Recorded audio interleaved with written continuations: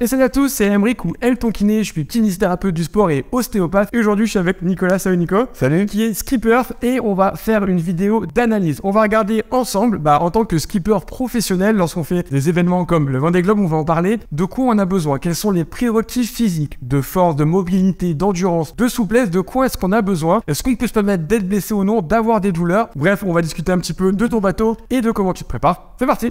Alors, pour commencer, Nico, est-ce que tu peux te présenter déjà, s'il te plaît? Ouais, donc Nicolas Troussel, j'ai 48 ans, puis originaire du Nord Finistère et je prépare le Vendée Globe 2024 sur le bateau Corum l'Épargne. Ok, c'est quoi comme type de bateau? C'est un IMOCA, donc c'est un bateau, donc c'est que des bateaux qui préparent le Vendée Globe. C'est des bateaux qui font 18 mètres de long, qui pèsent à peu près 9 tonnes, avec là on voit le mât derrière qui fait une trentaine de mètres. Le hangar a été fait en fonction de la taille du mât. Ok, nickel. Toi, dans le passé, quel type de course t'as déjà fait? Est-ce que le Vendée Globe c'est tous les 4 ans si je dis pas de bêtises? Mais t'as fait d'autres courses, j'imagine. Est-ce que t'as un petit palmarès à nous donner? Oui, avant je participais surtout à la Solitaire du Figaro que j'ai gagné 2 fois dans les années 2010. Ensuite des courses en double, en solitaire, les transatlantiques. Tout ça c'est beaucoup d'expérience avant d'arriver à ce très beau projet qui est, et moi c'était mon Graal de participer au Vendée Globe. Et est-ce que c'est un peu une progression logique pour un skipper de commencer par ce type de compétition et de monter sur des compétitions qui sont beaucoup plus longues en durée, donc j'imagine en énergie, en expérience, ou est-ce que tu peux très vite commencer par des trucs aussi durs et impactants que le Vendée Globe? Souvent non, le chemin c'est de commencer par des plus petits bateaux, des plus petites séries et de se faire un nom avec ça et puis d'arriver à monter un projet qui est d'envergure, les projets Vendée Globe. Après il y a plusieurs chemins, il y a plusieurs projets, il y a plusieurs aventures qui se créent, il n'y a pas de ligne directrice, mais par contre sportivement c'est comme ça que on se donne le plus de chances d'y arriver. Et particularité sur ce bateau, t'es tout seul surtout? Et pendant combien de temps à peu près sur une course comme le Vendée Globe? Le Vendée Globe, c'est avec ces bateaux qui vont assez vite, c'est à peu près 80 jours, donc peut se rapprocher selon les conditions météo de 70 jours. Oui, parce que même si j'imagine que d'un point de vue technologique, les bateaux évoluent chaque année, vous êtes de mieux en préparés, d'ailleurs on va en parler dans la vidéo, mais comme tu l'as bien dit, les conditions météo font que des fois, quoi qu'il arrive, tout le monde va mettre une semaine de plus parce que la météo est pourrie. Exactement, on est complètement dépendant de la météo, donc on a beau aller vite, si la route n'est pas droite et qu'on n'a pas du vent dans le bon sens, du coup on est obligé de louvoyer et de mettre beaucoup plus de temps que prévu pour rallier les Sables d'Olonne en faisant le tour du pôle. Ok. Ouais. Sur le bateau, t'es en autosuffisance, en cas de problème médical, t'es tout seul, t'as à boire, à manger, personne vient et te file un coup de main sur le bateau, rien. Non, on est tout seul. Après, on est connecté avec la Terre. Si on a un gros problème, on a le droit quand même d'échanger pour pouvoir résoudre un problème technique. Ok. Bon, on va attaquer un petit peu.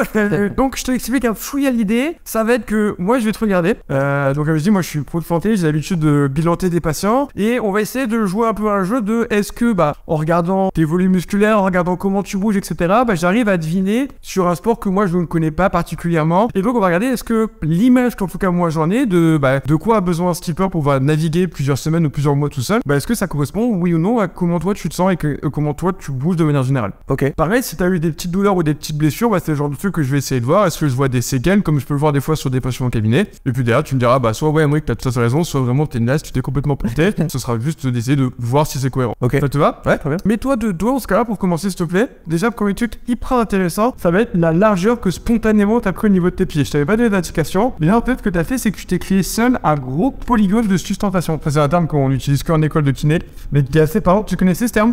Ah non, je connaissais pas, non. Le polygone de sustentation, c'est assez simple, ça va être tout l'espace défini entre tes deux pieds. Donc plus tu vas prendre large, plus tu vas avoir un grand volume de polygone, évidemment plus tu resserres, plus tu vas réduire ton polygone et moins tu vas être stable. Et toi spontanément, en fait t'as répondu à un besoin que tu dois avoir un petit peu en permanence sur le bateau, qui est d'être stable et en équilibre en permanence.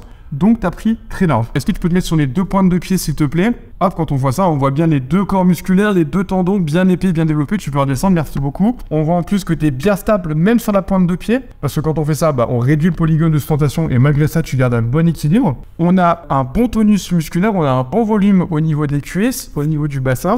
Et de toute façon, quand on regarde de manière générale, on voit que d'entrée de jeu, on a un physique qui est quand même carré, athlétique et sportif. On voit des bonnes épaules, on voit des bons trapèzes supérieurs ici à ce niveau-là. Là, on le voit pas trop, mais quand on plaque le t-shirt, on voit à quel point ici c'est bien creusé. Donc ça montre qu'il y a des volumes musculaires. Moi là, je sens deux grands tubes, on va les regarder après dans ce nu qui correspond aux paravertébraux. Donc globalement, on est directement sur un physique athlétique. t'es légèrement comme ça. Il y a peut-être une petite attitude scoliotique, mais en tout cas, si t'as des douleurs, ça sera absolument pas ça la cause, mais on le voit quand même. Si on regarde de côté, globalement, t'as un profil plutôt rectiligne pour faire très simple. T'as soit des gens très droits et très plats, soit des physiques beaucoup plus cambrés. Tu te fais un peu plus sur la première avec quand même une antéprojection ici au niveau de la tête. Là, on voit au niveau de la charnière cervico-thoracique. Donc là, t'as les vertèbres thoraciques. Là, t'as les vertèbres cervicales, le creux. Et on voit que t'es un petit peu tête en avant. Ce qui est marrant, c'est que c'est plus des profils genre sédentaires, genre informaticien, ce qui n'est pas ton cas. Mais par contre, t'avais quand même dans l'ensemble peu de courbure, mais compensé par un bon tonus musculaire. Donc là, on est passé torse nu. Ce qu'on voit, c'est qu'un peu comme ce que je pensais tout à l'heure, on a un bon volume musculaire postérieur. On voit ici les muscles paravertébraux. Là, on voit les muscles fixateurs des omoplates. Est-ce que tu peux serrer tes omoplates, s'il te plaît? Nickel. Là, on voit hyper bien le fixateur, les muscles rhomboïdes. On a des muscles trapèzes bien développés. Voilà, bien. Je m'attendais à avoir un dos très fort et très tonique parce que l'image que moi j'en ai, c'est que dans ton métier passion, tu tires beaucoup. Tu vas avoir des cordages à tirer, des choses à soulever. Pour faire très simple, d'un point de vue du membre supérieur, tu as deux grands types de mouvements. Soit tu pousses, soit tu tires. Oui. Et pour moi, tu es plus dans un métier, un sport où tu tires que quelque chose où tu pousses. Donc c'est assez cohérent là où quand tu viens tirer, où tu développes ta chaîne postérieure. Là, à l'inverse, où quand tu viens pousser, tu développes plutôt l'avant. Bah globalement, moi je le vois bien. Là, tu as un bon tonus, un bon volume musculaire postérieur. Là où à l'avant, bah tu as des pecs qui sont présents et qui sont développés, mais où tu vois, on a quand même beaucoup plus de travail à l'arrière. À l'inverse, quelqu'un qui fait de la muscu, on va pas se mentir, visuellement, ils ont quand même si c'est des ampules complets, à travailler plus les pecs, les abdos, l'avant, donc plus faire du développé couché, de la poussée. Ouais. C'est des gens qui ont plutôt un physique très développé devant et pas assez derrière. Et souvent, moi, en cabinet, je suis obligé de les refaire beaucoup travailler derrière pour équilibrer. Bah toi, c'est l'inverse. T'as plutôt un très très bon tonus et une bonne musculature à l'arrière, avec un truc beaucoup plus fort que ce qu'on a sur le devant. Ça correspond toi un peu à ce que tu travailles, à comment tu le développes, ou c'est un truc qui se crée spontanément en fait par ta pratique? C'est quelque chose que je travaille pas spécifiquement, mais par la pratique et puis peut-être par les exercices que je fais quand je fais du cross-training. Ok, on va regarder un petit peu comment tu bouges. Est-ce qu'en partant de la tête, tu peux t'enrouler complètement vers l'avant, s'il te plaît? Ok, donc là c'est hyper intéressant. Donc on voit globalement qu'il n'y a pas une souplesse gigantesque, mais le plus marquant pour moi, ça va être au niveau de ses lombaires. Vas-y, repars bien au niveau de la tête. Enroule au niveau de la tête, donc là ça part. Ensuite, niveau thoracique, les vertèbres s'enroulent bien les unes par rapport aux autres. C'est pas ultra souple, on n'est pas sur un danseur étoile, mais ça bouge bien. Et par contre, quand on arrive en lombaire, là, on arrive à peu près ici au niveau de ce qu'on appelle la charnière thoraco-lombaire. Donc là, il y a les vertèbres thoraciques avec les côtes qui remontent là. Et là, il se passe plus rien. Là, on a un bloc, ça ne veut pas aller en flexion, ça ne s'enroule pas. Les vertèbres restent ici complètement droites et creusées. Et ensuite, là, on voit que ça va être plutôt la tension des muscles à l'arrière des cuisses, des ischio-jambiers qui va tirer et remonte. Donc là, pour moi, il y a vraiment de mobilité en flexion lombaire. Je pense que ça doit être une région qui t'embête un petit peu. Je pense que tu dois avoir des douleurs de dos, sûrement des douleurs plutôt en bas. Tu dois être plutôt gêné quand tu restes longtemps immobile. Tu dois avoir un peu envie de t'enrouler ou de t'étirer en permanence, ou en tout cas c'est vraiment une zone qui chez toi ne bouge pas assez et donc doit t'embêter un petit peu dans la vie quotidienne. Toi, le dos, du coup, c'est un truc qui te gêne ou pas spécialement? Bah en fait, c'est un peu le problème de tous les marins, c'est qu'en fait on est dans un milieu hostile qui bouge tout le temps, à déplacer des charges et à être dans des positions qui sont pas des positions normales, on va dire, pour bien travailler. Et du coup, c'est vrai qu'on a souvent le bas du dos un peu coincé, tout ça. On fait beaucoup d'étirements et on travaille ça pour que justement on n'ait pas de douleur et que... Toi, t'as déjà eu des épisodes de lumbago, tu sais, où tu te bloques un peu le dos en mode je suis bloqué pendant 2-3 jours? Ouais, c'est arrivé, mais justement j'ai appris à bien travailler pour essayer de d'étendre la zone et qu'il n'y ait pas de... Mais après, tu verras, je te montrerai peut-être des petits exos, mais en effet, je pense que, tu vois, d'un point de vue des douleurs de dos de manière générale, on sait que plus la zone est forte, et ça, je pense que tu travailles bien, mais aussi mobile, moins la probabilité de se rebloquer, de se faire mal, elle va être importante. Et c'est vrai que c'est trouver un peu ce juste équilibre où il y a beaucoup de travail, on va en discuter, mais à mon avis, tu es beaucoup dans cette position-là, où tu dois du coup garder une bonne tension. Je pense que niveau prépa physique, tu as appris à être bien gainé, bien stable, mais pour autant, tu dois garder quand même ces petits degrés de liberté pour que la zone, elle bouge, pour pouvoir bien répartir. On a 5 vertèbres lombaires, les contraintes sur les 5 étages, et pas tout verrouiller comme si tu avais un fémur à la place du bas du dos. Ok, on va donc pour le reste du dos, ça me va. On va regarder un peu comment tu bouges au niveau de tes épaules. Nickel, vas-y, lève les deux bras le plus haut possible, s'il te plaît. Ok, donc là, il y a un test que moi j'utilise au cabinet, c'est ce que je dis, je pense qu'on le verra bien ici de côté. Il faut, pour avoir une bonne mobilité d'épaule, d'être capable de voir l'oreille de la personne qui lève les bras. Là, je ne vois plus tes oreilles parce que c'est masqué par tes bras. Donc là, on voit qu'on a une bonne restriction au niveau des épaules, mais aussi un petit peu au niveau du rachis thoracique dans cette zone-là. Et redescend. Ok. Nickel. Donc là, globalement, on voit qu'on a un manque de mobilité. Après, je pense que dans ta pratique, c'est pas un truc dont tu as non plus extrêmement besoin. Je pense au contraire, tu as plus besoin d'être fort et tonique. Donc, quitte à choisir entre un profil hyper lax, quelqu'un qui bouge trop, et un profil hyper raide, toi, tu as plus besoin d'être dans la deuxième catégorie. Donc, je pense que autant dans ta prépa, tu travailles beaucoup ton renforcement, autant je pense que de venir chercher en mobilité et en souplesse max, ça peut limite être contre-productif parce que toi, tu as plus besoin de tonus et de stabilité que d'hypermobilité. Donc, pour moi, ça, c'est plutôt normal et adaptatif, en fait, à ta prépa et à ton sport. Est-ce que tu peux te mettre face à moi, s'il te plaît, et je vais te demander de réaliser un squat. Donc là, je te laisse faire comme tu as envie de le faire. Tu viens t'accroupir et remonter. Ok. Nickel. Est-ce que tu peux le refaire 3-4 d'affilée, un petit peu plus lent, s'il te plaît? Ouais, vas-y, tu descends bien le plus bas possible et tu remontes bien un peu plus lent. Donc là, premier truc qu'on peut voir spontanément, ce que tu as fait, remonte, c'est que tu es venu écarter encore plus ton pied, mais là, pas pour une question de stabilité, et tu es venu ouvrir. Donc là, je parie tout ce que je peux parier que tu es ultra raide des chevilles. Je pense que ça, c'est un gros blocage chez toi. Fais la même chose, je vais te challenger, pied complètement parallèle, à peu près parallèle, vraiment. Ouais, nickel. Là, tu vas très doucement, mais ce qu'on va voir, c'est qu'à un moment donné, tu vas avoir beaucoup de mal à descendre. Nickel, sans partir en arrière. Et là, tu dois sentir que tu es déséquilibré. Et surtout, en fait, tu es complètement penché en avant. Et du coup, tu n'arrives plus à garder cette rectitude. Donc, je pense que tu es très raide des chevilles. Je les testerai après. Je pense que tu es encore plus bloqué à droite. Il y aura peut-être un antécédent d'entorse de cheville, on regardera. Est-ce que tu peux te remettre dans la largeur que tu veux? Donc confortable au niveau largeur de pied, voilà. Reste en bas du squat, s'il te plaît. Par contre, là, ce qu'on voit, c'est que tu es plutôt à l'aise. On voit que tu as très vite trouvé une stratégie pour te mettre bien dans cette position. Tu as une bonne flexion de genou. Là, tu es bien adapté malgré ton manque de flexion au niveau du bas du dos pour récupérer en fait ta flexion sur ton rachis thoracique. Et je pense que ça, c'est une position dont tu as un peu plus régulièrement besoin sur le bateau. Donc je pense que c'est un truc qui n'est pas exigeant pour toi. Remets-toi debout. Par contre, je vais te demander autre chose. Ça va être de me faire la même chose avec les bras au-dessus de la tête avec l'élastique. Donc de venir descendre ici et remonter. Vas-y lentement, prends ton temps. Là, ce qu'on voit, c'est que le fait que je te demande de lever les bras, je te demande un meilleur engagement à ce niveau-là. Donc, en fait, on voit que musculairement, tu y arrives. Mais par contre, tu as baissé la tête parce que tu avais besoin de te rééquilibrer vers l'avant. Là, ça doit être beaucoup moins confortable, à mon avis, pour toi. Tu peux remonter. Parce que le fait que je t'ai incliné cette mobilité du haut du corps, qui déjà était un peu un point faible, mais au final, c'est pas que tes épaules, c'est aussi tout ton rachis thoracique. Et autant, je pense que tu bouges bien et tu es très bon sur de la flexion, autant, je pense que tu es très fort en extension, mais que tu n'es pas très souple et très mobile. Donc, ça, on le retestera. Mais si ça avait été le cas, tu aurais eu beaucoup moins de difficultés, tu aurais été beaucoup plus là où tu t'es retrouvé un petit peu plus là parce qu'en fait tu avais du mal à lutter contre ta propre raideur. Et bien maintenant on va regarder un peu plus spécifiquement. Est-ce que tu peux t'allonger sur le dos s'il te plaît? Bon, je t'avoue que on va commencer par les chevilles. Voilà, bon là on va pas se mentir, donc là la flexion dorsale de cheville elle est assez limitée des deux côtés. Et tu vois, je pensais que ta droite serait plus raide que la gauche, mais au final pas trop de jaloux. Donc ça, sur les mobilités intérieures-extérieures qu'on appelle varus valgus, tu vois, tu es plutôt stable et tu es même plutôt plus mobile à gauche qu'à droite. Donc en fait, ce qui est important, c'est que toi, tu n'as pas vraiment besoin d'une grosse mobilité en flexion-extension. Ça, parce que faire des squats sur le bateau, on a vu que tu avais réussi à compenser. Par contre, d'avoir une bonne mobilité et stabilité, surtout en fait en varus valgus, c'est ça qui va te permettre, en écartant aussi tes pieds, toi d'être stable et d'être tonique. D'ailleurs, tu as une bonne tonicité de ta voûte plantaire. Donc je pense que la stabilité, ça ne doit pas être un truc qui te pose beaucoup de problèmes sur le bateau, bien que ça doit être un truc très important. On retrouve les deux mollets bien musclés, mais pas spécialement tendus ou contractés. Donc je pense que les mollets, ça doit pas être un truc que tu travailles spontanément, mais qui ont dû se développer en fait par ton mode de vie et ta pratique. Tu les bosses les mollets ou pas? Tu viens faire genre du renfo comme ça en pointe de pied sur une jambe ou du jump box. Ah ouais, alors box jump c'est intéressant, ça va un petit peu les travailler, donc le fait de sauter sur une box et de redescendre, mais c'est pas du renfo spécifique, tu vois. Ah ouais. Donc ça va. Corde à sauter. Ouais, ah oui, corde à sauter un peu plus. En effet, corde à sauter un peu plus. Donc là, les genoux étaient nickel. Vraiment, on a une flexion complète, donc ça c'est ce qu'on a vu sur le bas de ton squat. Les hanches sont plutôt bien. T'es un peu gêné en fin de flexion, mais globalement, t'es plus sur un profil où le membre inférieur te gêne pas plus que ça. Ok, on va tester les cervicales ici.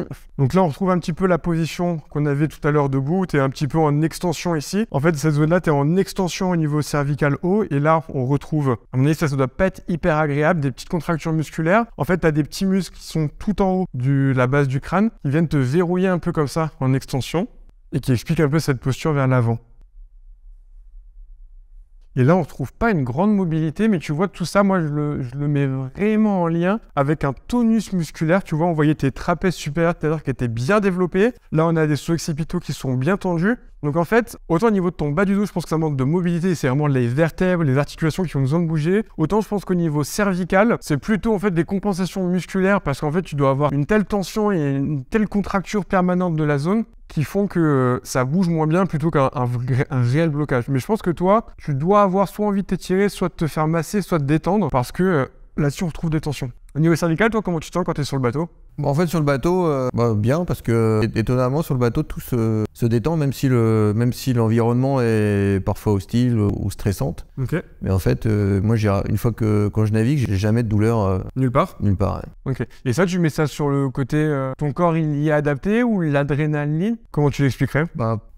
Peut-être l'adrénaline, je sais pas, mais en tout cas, j'ai jamais eu sur le bateau des Et dans la vie quotidienne? problèmes. Alors que dans la vie quotidienne, c'est vrai que parfois je me sens tendu, donc du coup, je fais des étirements pour me détendre. Pour soulager, étirement un peu du trapèze, etc. Ouais, c'est ça. Okay. Est-ce que tu peux te mettre sur le ventre, s'il te plaît? Donc là, sur le ventre, on voit à nouveau hein, le peu de courbure. Des fois, on a des personnes comme ça qui sont très bombées spécifiquement. On retrouve ce bon tonus musculaire. Et là, toute la région thoracique qui manque de mobilité. Là, j'ai du mal, moi, à aller chercher à l'étage cette extension. Là, on a ce qu'on appelle aussi, qu'on peut appeler des fois la bosse de bison. Donc, ce côté au niveau de la jonction entre les cervicales et thoraciques qui ressortent, qui sont plus dus, comme on a vu, à ta position qu'à une vraie déformation et à ces tensions. Mais tu vois, ça se relâche assez vite et assez bien dans l'ensemble. Et ça, tu vois, c'est vraiment la différence entre ce qu'on peut des fois retrouver chez des gens qui peuvent avoir comme toi des tensions dues à plus à un mauvais mode de vie, je bouge pas assez, je suis hyper stressé au travail, vs toi où en fait tes tensions musculaires, elles sont plus dues à une recommandation physique à un instant T. Et tu vois, c'est ça qui différencie un peu les sportifs de haut niveau comme toi, où leur corps est un outil de travail, vs une personne qui utilise son corps pour travailler et qui plus paye les conséquences de ce qu'elle est obligée de faire. Là où toi, en fait, ton corps, c'est vraiment tout multi. Ok, remets-toi sur le dos, s'il te plaît. On va regarder un peu coup de poignet s'il n'y a pas des trucs en particulier. Coude, ça bouge bien. Poignet aussi. Je m'attendais à ce que tu aies des mains toutes rugueuses. Non, t'as les mains plutôt douces. tu serais venu au mois de décembre, j'avais les mains rugueuses, parce que j'avais fait un mois de mer. Donc là, j'avais les mains défoncées. Mais là, ça va, ça s'est remis à peu près en place. Non, je vois pas de blocage en particulier.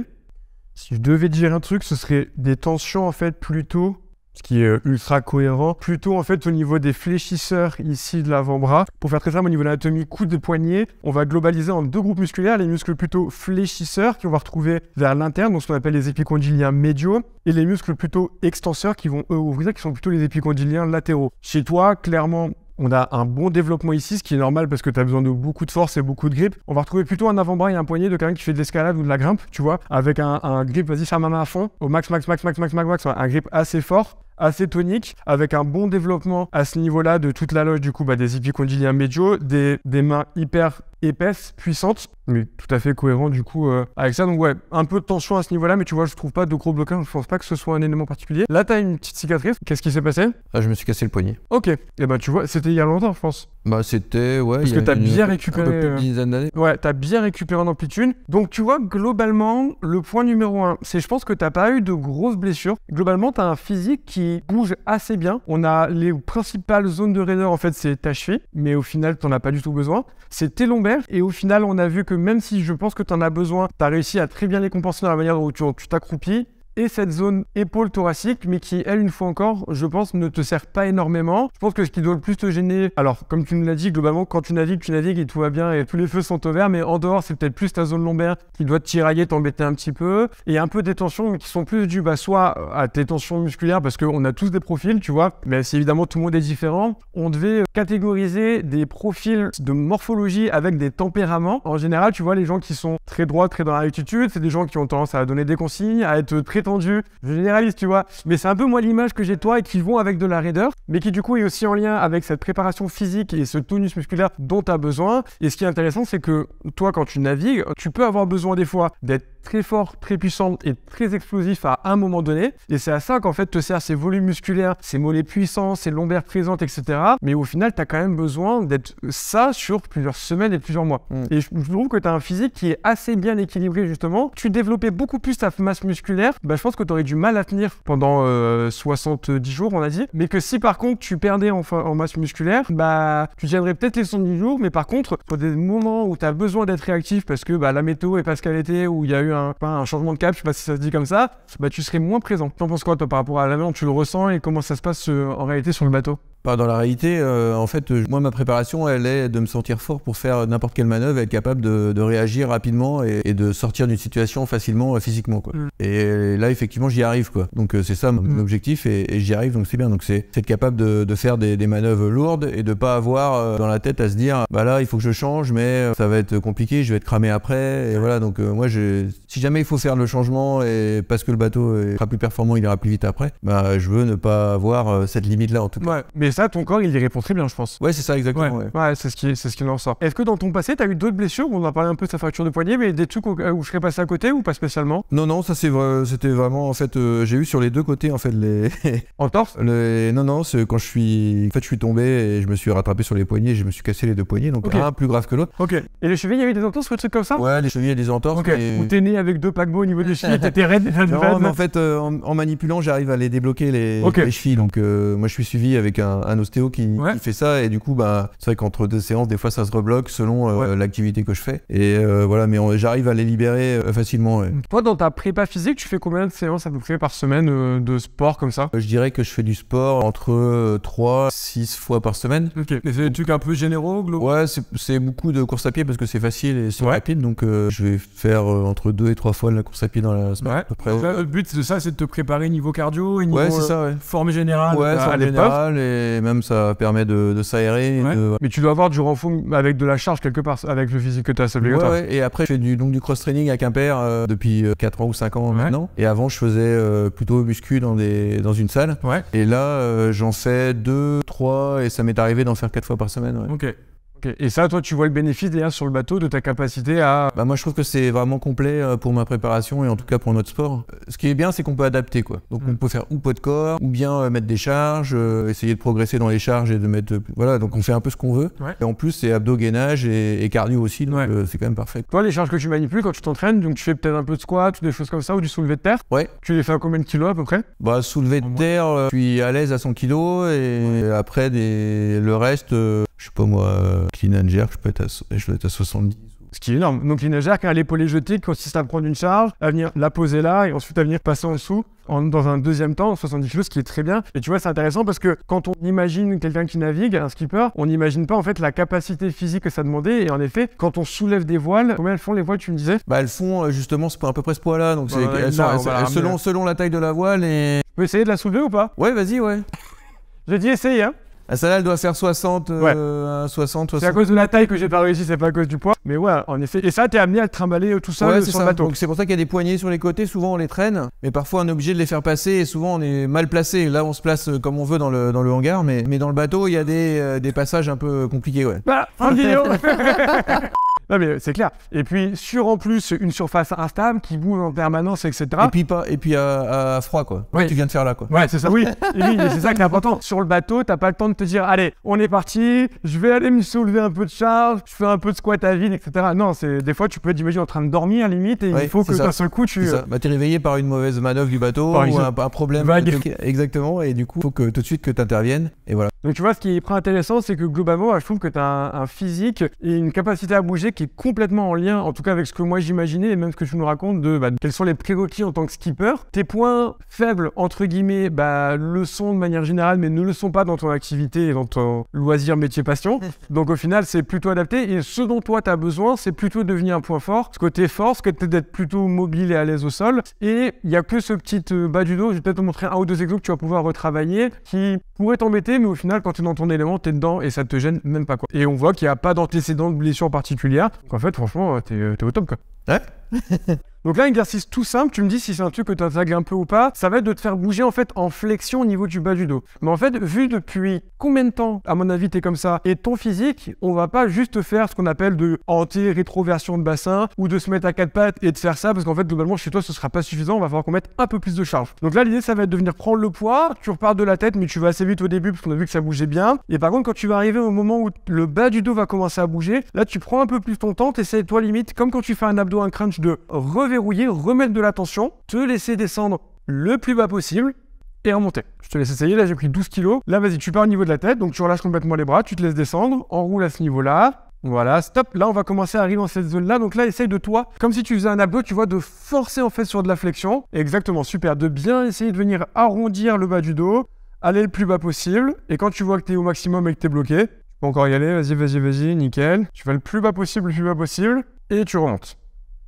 Nickel. On va recommencer, tu peux aller un peu plus vite, tu m'en fais une dizaine comme ça. Donc là, l'idée, c'est vraiment d'essayer, tu vois, de mettre du poids, de la contrainte et de la région sur ton bas du dos pour lui apprendre à mieux bouger en flexion, à mieux se mobiliser. Et derrière toi, même si sur le bateau, du coup, t'as pas de gêne, ça va te faire un étirement des structures à l'arrière, un peu les muscles paravertébraux qui travaillent énormément. C'est eux qui vont bosser lorsque tu vas tirer des chars, lorsque tu vas manipuler ou même quand tu es juste en position immobile. Ça va te faire un étirement et mobiliser un petit peu cette région. Tu vois, ça, c'est le genre d'exercice que tu peux vraiment faire. Là, il y a 12 kilos, mais en fait, 12 kilos pour toi, c'est très léger. Je te ferai vite monter à une vingtaine de kilos. Tu vois, parce que quand tu me dis que tu es capable de faire des soulevés de terre comme ça à 100 kilos en gardant le dos droit, bah en fait, autant chez une personne sédentaire, 12 kilos c'est beaucoup, autant pour un sportif de haut niveau comme toi, il va falloir mettre beaucoup plus lourd si on veut avoir cette capacité à refaire bouger ton bas du dos et les muscles à étirer qui sont quand même très puissants. Donc, conclusion, mis à part ce petit Jefferson Curl, t'es nickel, franchement, je pense que t'es bien encadré par une équipe d'ostéo, tu m'as dit, je pense que t'as un prépa physique qui t'aide, etc. Oui. Donc, ne change rien, globalement, je pense que t'es bien parti. Merci beaucoup de t'être prêté au jeu de cette analyse. Si on veut pouvoir un petit peu te suivre, etc., où est-ce qu'on peut retrouver des infos sur toi? Alors, on peut aller sur les réseaux sociaux, donc Corum l'épargne voile, et puis sur mes réseaux aussi, Nicolas Troussel. De toute façon, on vous mettra les liens juste là. Et le bateau, quand est-ce qu'il part à l'eau? Alors, la mise à l'eau est prévue fin juin, début juillet. Et voilà, donc on a hâte de découvrir. Tu dois bouiller, non? Bah ouais, mais il faut avoir un peu de patience encore. Et la première fois que tu remontes dessus, une fois que tu l'as pas touché pendant longtemps et qu'il y a eu des modifs, tu vois une vraie différence, toi? Ou c'est léger? Ou c'est plus le plaisir de remonter et de... En fait, à chaque fois, il y a des différences. Du coup, on a hâte de les voir, etc. de tester et de modifier. Donc là, on a fait des grosses modifs en vue du Vendée Globe 2024. Donc on a hâte que le bateau Corum l'épargne retrouve son élément et naviguer et retrouver les sensations aussi de ces bateaux extraordinaires. Trop cool. Bah écoute, en tout cas, moi, je te souhaite bonne fin de préparation. Bon courage pour le Vendée Globe en 2024. Et puis, si la vidéo vous a plu, pensez à mettre un gros pouce bleu. Si vous avez des questions sur tout ça, vous n'hésitez pas à les mettre dans les commentaires. Et puis, à bientôt. Ouais, merci. Bye. Eric.